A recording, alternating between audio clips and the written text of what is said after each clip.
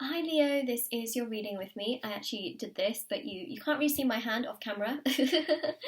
But hi Leo, this is your reading for Soulmates July 2020. I hope you are doing well and welcome back to my channel.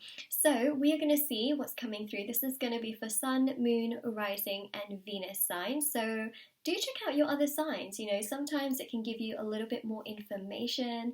I would highly recommend.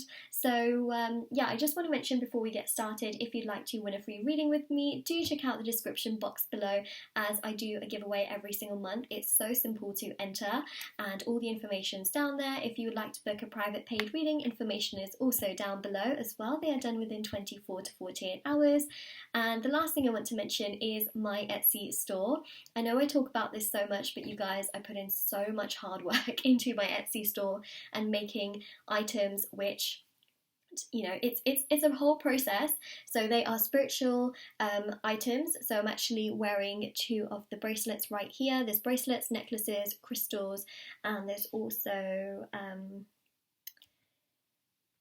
intention cards, embroidered intention cards, which you can put under your pillow, in your wallet or your purse. There we go, I finally remembered. So I'm actually wearing one of the Soulmate bracelets here, and these are handmade. They are meditated with, they're sage, they're there to remove obstacles and challenges from different areas of your life. If you want to see the reviews to see how other people have seen results of them, please do check out my Etsy store, international shipping, and yeah, all that good stuff is right there. So this is actually one of the intention cards I was talking about, so they're completely hand embroidered, as you can see, and yeah, I just put in so much effort into my Etsy store. I really want to share all of this energy with you, like in physical objects, because you know, energy through a screen, yes, you know, it's all good, but actually having something, I think, that has that energy is really special too. So it's just, that's why I talk about it so much, but you know, now you know.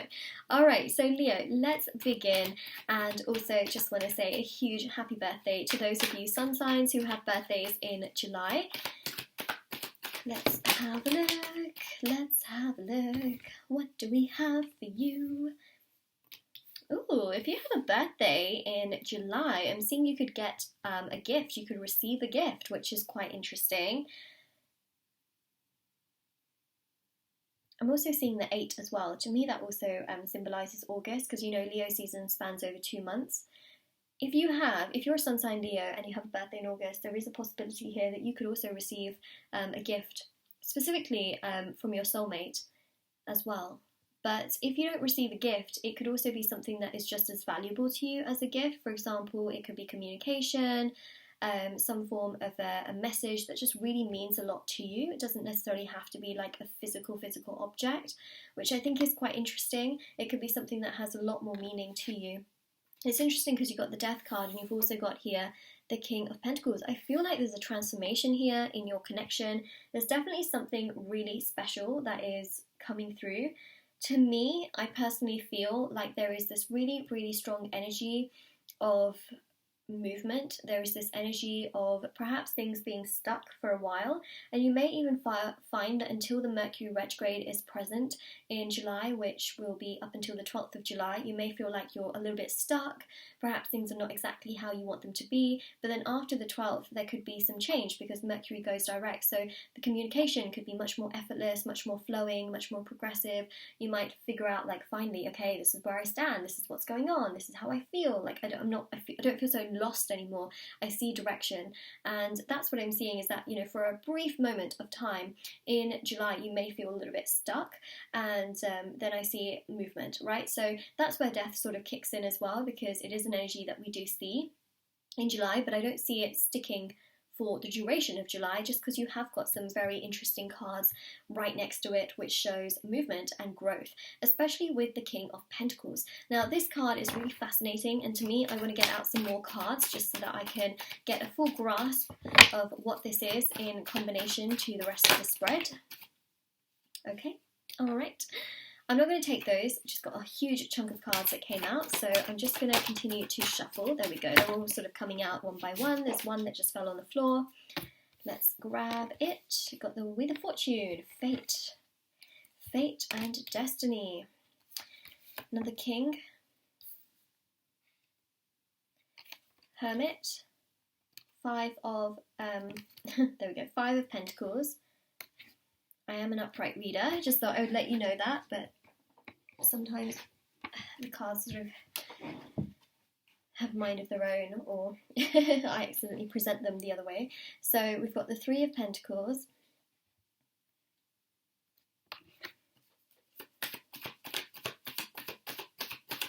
Personally, for me, I always find that my messages are the strongest upright, and that's just how I focus on the energies. I really believe that tarot has enough cards in there for them to give out, you know, at times positive, and then at times show the challenges as well. So that's how I like to read tarot personally. So it's, you know, it's a personal choice, but yeah, I'm not really a reader who would at times, perhaps, you know, the odd time read a card upright or anything like that. I stick with, no, sorry, reversed. I'm not a reader that would at times perhaps think, okay, I'm going to read it reversed just this once, you know, otherwise I'd feel like every time I see it reversed, I would want to read it that way. So I always just stick with reading upright. To me, it's just what I feel is right. So I just thought I'd let you know that as a reader. But we've got the Lovers. Hello. Hello, hello, lovers. So, Leo, look, I really do see some sort of stagnant energy. We already picked this up, right? The beginning seems stagnant, especially with the Five of Pentacles. You may feel lonely, you may feel left out, you may feel like, why? This is just not fair. Why is it happening to me? You may feel a lot of pity towards yourself. You may feel sad, you may feel upset, you may feel frustrated. Listen, I can feel your energy. I know it's not fun, it's not fair, it's not nice. You know, it's one of those things where it's just not great, right? But I do see here an energy of balance. I feel like things between you and your soulmate can become a little bit more balanced.